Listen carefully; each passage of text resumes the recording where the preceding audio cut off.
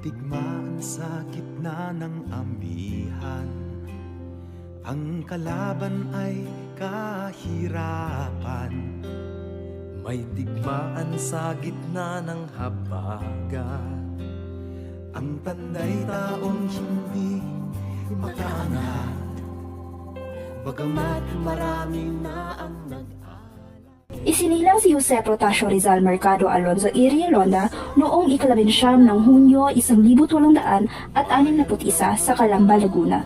Ang kanyang ama na si Francisco ay isang masipag na magsasaka, habang ang kanyang ina na si Teodora ay isang edukadong babae na nagsilbing kanyang unang guro. Siya ay ikapito sa 11 magkakapatid na sina Saturnina, Pasiano, Narcisa, Olympia, Lucia, Maria, Concepcion, Josefa, Trinidad at Soledad. Edukasyon at mga taon ng paghubog.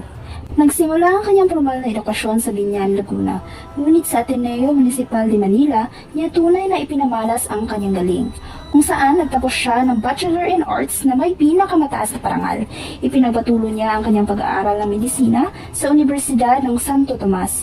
Dito niya unang naranasan ang diskriminasyon mula sa mga Dominikanong praile na naging dahilan ng kanyang pagnanais na mag-aral sa ibang bansa upang palawakin ang kanyang kaisipan. Sa isang punto lang nagkasundo. Noong 1882,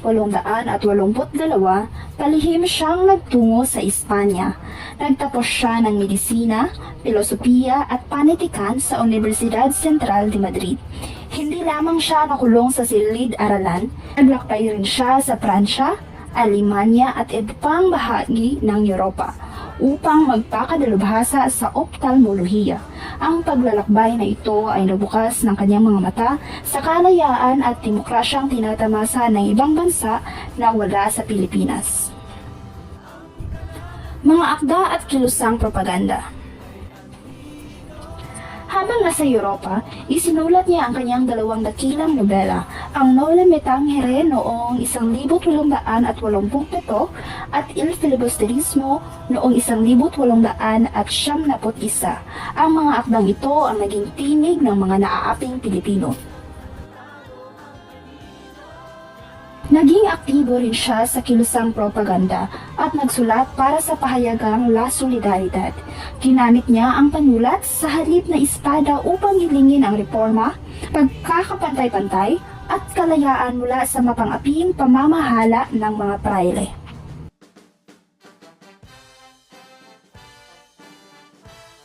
Sa kanyang pagbalik sa Pilipinas noong 1872, itinatag niya ang La Liga Filipina. Dahil dito, itinuring siyang kalaban ng pamahalaan at ipinatapon sa dapitan sa loob ng 4 na taon. Sa dapitan, naging guro siya ng mga kabataan, naging doktor ng komunidad, at nagpatayo ng mga proyektong pang-imprestruktura. Ipinakita niya na kahit sa gitna ng pagkakatapon, maaari pa rin magsilbi sa bayan sa pamamagitan ng pagpapaunlad ng lokal na pamumuhay. Noong 1876, sa pagsiklab ng Rebolusyong Pilipino, siya ay dinakip at pinaratangan ng rebelyon. Matapos ang isang madaliang panlilitis sa Fort Santiago, hinatulan siya ng kamatayan.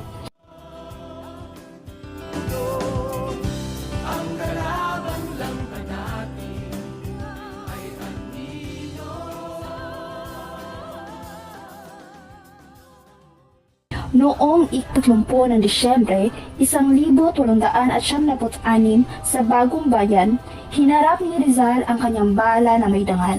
Ang kanyang kamatayan ay naging mitsa ng ganap na pag-aalsa ng mga Pilipino. Ang kanyang nasyonalismo ay hindi nakabatay sa dahas, kundi sa pagkakaisa, edukasyon at dangal ng lahi. Hanggang sa huling sandali, sa kanyang tulang ni Ultimo Adios, ipinakita niya ang pinakamataas na anyo ng pag-ibig ay ang pag-aalay ng buhay para sa kalayaan ng inang bayan.